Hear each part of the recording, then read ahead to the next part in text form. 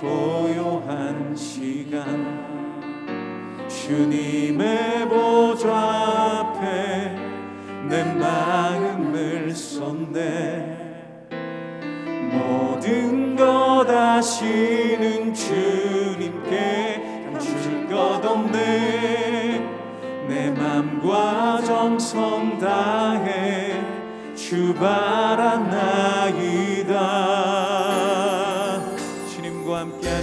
주님과 함께하는 이 고요한 시간 주님의 보좌 앞에 내 마음을 쏟네. 모든 것 아시는 주님께 감출 것 없네. 내 맘과 정성 다해 주 바라나이다. 온 맘 다해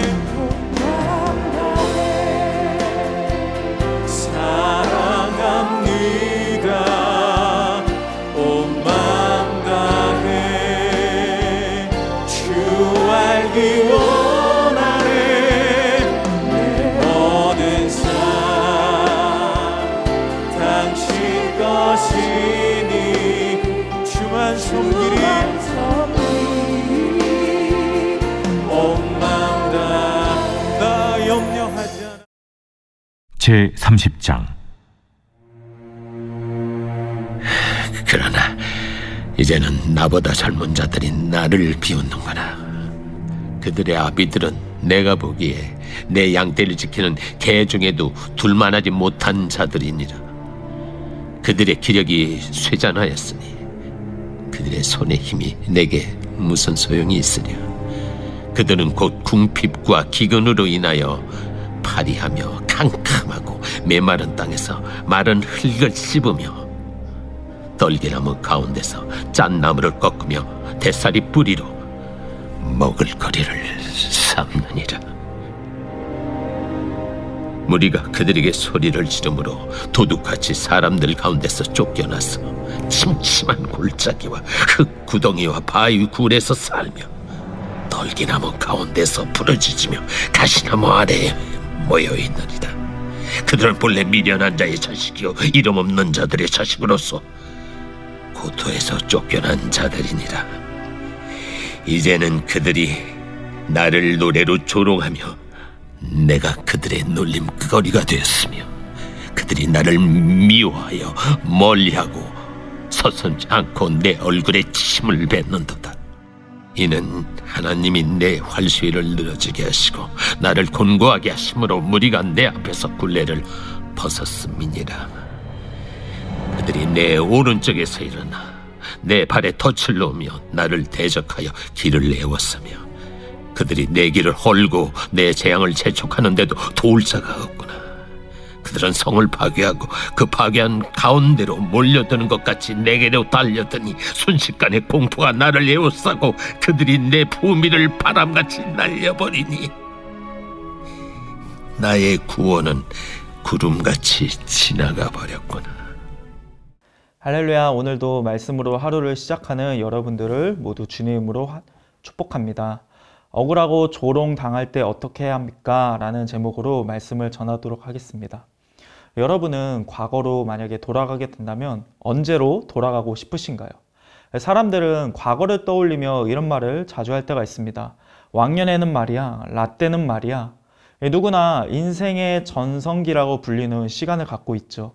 그래서 내 처지가 힘겹고 한탄스러울 때면 좋았던 과거를 돌아보기도 합니다.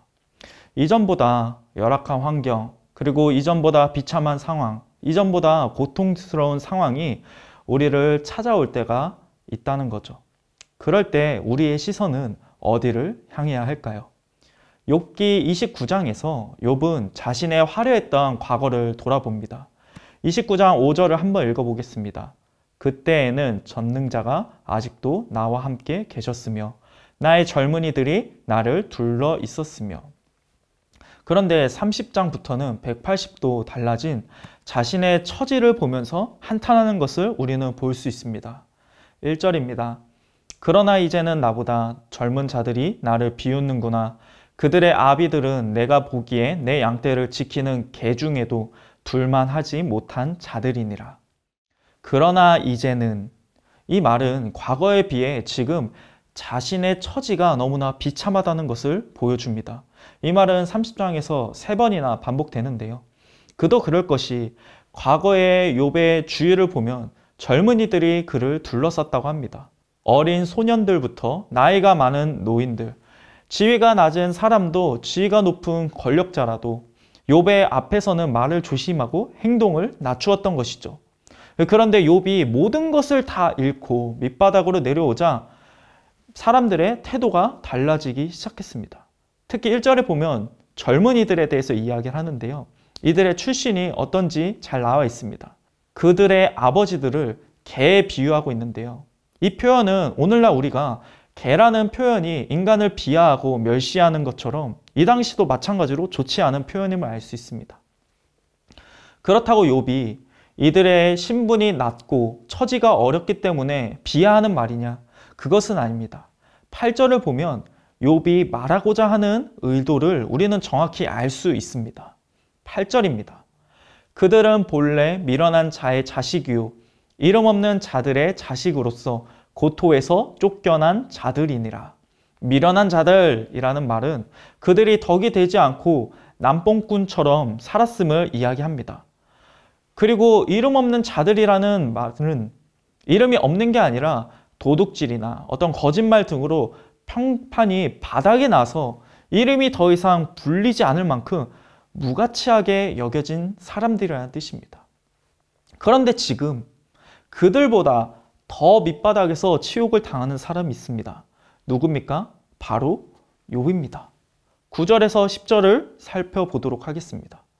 이제는 그들이 나를 노래로 조롱하며 내가 그들의 놀림거리가 되었으며 그들이 나를 미워하여 멀리하고 서슴지 않고 내 얼굴에 침을 뱉는도다. 이전에 욥은 이런 자들을 위해 손을 뻗고 도왔습니다. 그러나 돌아온 것은 조롱과 놀림거리와 미움과 침을 뱉는 모욕뿐입니다. 게다가 욥을 돕는 사람도 아무도 없는 것이죠. 13절을 보겠습니다. 그들이 내 길을 헐고 내 재앙을 재촉하는데도 도울 자가 없구나. 모두가 다 욥을 떠났습니다. 왜 그럴까요? 사람은 외모를 중시합니다. 그가 가지고 있는 것이 무엇이고 그가 어떤 위치에 있는가를 중요시 여깁니다. 그런데 사실 욥이 달라진 것은 외부 환경 하나뿐이었습니다. 재산과 가족을 다 잃었어도 욥은 여전히 욥이었습니다. 모든 것을 다 잃었다고 해도 그가 가진 믿음, 그가 가진 성품과 인품마저 잃은 것은 아니었죠. 그런데 하루아침에 자신의 이해관계에 따라서 얼굴을 바꾸는 세상의 비정함을 보면서 욥은 실망감을 넘어서서 두려움과 분노를 경험했을 것입니다. 그러나 우리가 잊지 말아야 할 한 가지가 있습니다. 사람은 사랑과 용서의 대상이지 믿음의 대상이 아니라는 것입니다. 옛말에 이런 말이 있습니다. 정승집 개가 죽으면 문전성시를 잃어도 정승이 죽으면 개 한 마리 얼씬하지 않는다. 권력이 있으면 갖은 아첨을 다하지만 권력이 없어지면 뒤도 돌아보지 않는 그런 세상의 모습을 풍자한 말이죠. 반면 하나님은 어떻습니까? 한결같으십니다. 하나님은 사단에게 내가 내 종 욥을 주위에서 보았느냐? 그와 같이 온전하고 정직하여 하나님을 경외하며 악에서 떠난 자는 세상에 없느니라 라고 말씀하셨습니다. 우리가 그것을 초반에 봤죠. 그리고 여전히 그 하나님의 말씀은 1획 1점도 바뀌지 않았습니다. 우리의 정체성은 지금 계속 변하는 나의 어떤 처지, 사람의 어떤 시선이 아니라 변치 않고 신실하신 하나님으로부터 오는 것입니다. 사람과 달리 하나님은 외모가 아닌 우리의 중심으로 판단하십니다. 그렇다면 욥의 중심은 어떠한가요? 이 모든 상황의 주관자가 사람이나 상황이 아니라 하나님임을 믿고 있습니다. 그리고 하나님과 계속해서 씨름하는 것이죠. 그의 모습은 마치 야복강에서의 야곱을 생각나게 합니다. 11절을 읽어보겠습니다. 이는 하나님이 내 활시위를 늘어지게 하시고 나를 공고하게 하심으로 무리가 내 앞에서 굴레를 벗었음이니라. 이 일을 허락하신 분이 하나님이시기에 내가 지금 이 고난을 겪고 있다고 말하고 있습니다. 그렇기에 이해할 수도 없고 원망도 들지만 지금 그의 중심은 흔들리지 않고 있습니다. 하나님 앞에서 계속 의롭기를 원하고 의롭게 살고자 했다라고 주장하는 것이 지금의 상황인 거죠.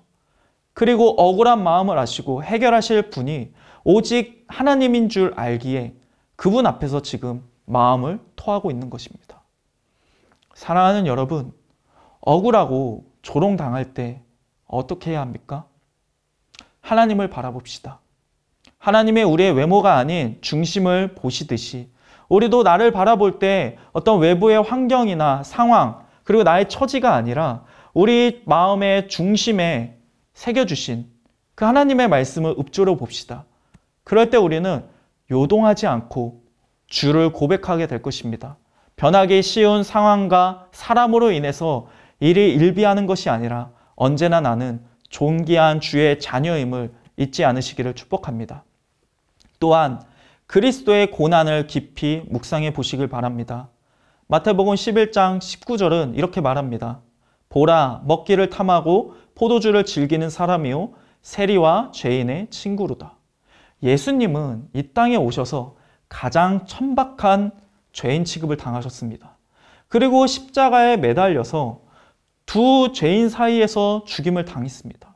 멸시받고 억눌려 있던 이스라엘 백성들에게 나아가서 치유와 회복과 은혜를 그들에게 보여줬지만 돌아오는 것은 책지질과 모욕과 십자가였습니다.